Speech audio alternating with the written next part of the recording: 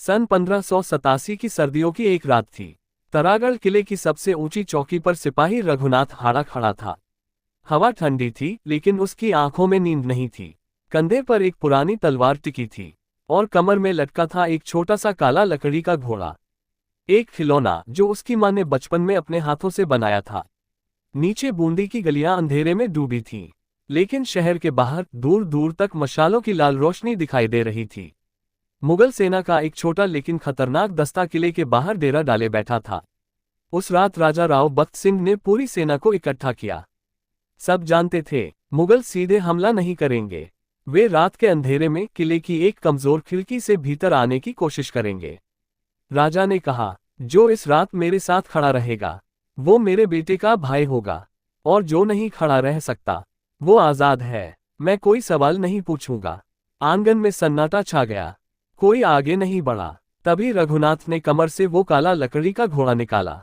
एक पल उसे देखा, हल्के से चूमा और फिर आगे बढ़ा। महाराज, उसने कहा, जब तक मेरी सांस चलेगी ये किला किसी के हाथ नहीं जाएगा। फिर बोला, और अगर मैं वापस न लौटा तो इस घोड़े को मेरे साथ दफन मत करना, इसे मेरे बेटे को दे देना, वो समझ जाएगा। राजा ने उसकी आंखों में देखा। कुछ पल चुप रहे, फिर बोले, आज से तू मेरा सैनिक नहीं, मेरा बेटा है रघुनाथ।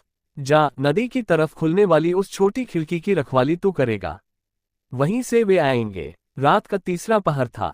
चांद बादलों के पीछे छिप चुका था। मुगल सैनिक रस्सियां लेकर खिड़की की तरफ बढ़े। रघुनाथ अकेला खड़ा था, न ढाल थी न कवच, बस तलवार और वो छोटा सा लकड़ी का घोड़ा। पहला सैनिक भीतर आया, एक ही वार में गिर पड़ा। फिर एक के बाद एक कई सैनिक अंदर आते गए। रघुनाथ लड़ता रहा, खून पत्थरों पर गिर रहा था, लेकिन उसके कदम नहीं डगमगाए।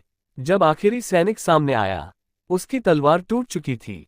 उसने आखिरी बार कमर से वो छोटा सा काला लकड़ी का घोड़ा निकाला, उसे आसमान की ओर उठाया और पूरी ताकत से चिल्लाया, बूंदी मरेगा नहीं, बूंदी झुकेगा नहीं। और अगले ही पल उसने उस घोड़े को दुश्मन के माथे पर दे मारा।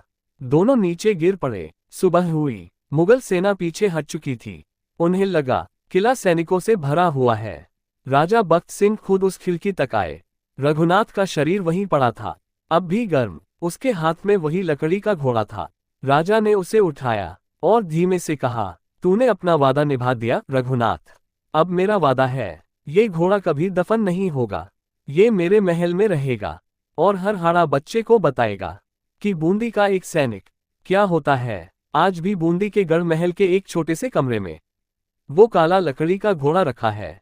उस पर कोई नाम नहीं लिखा, बस एक पुरानी धुंधली सी लकीर है, जैसे किसी ने तलवार से लिखा हो, एक सैनिक का वादा।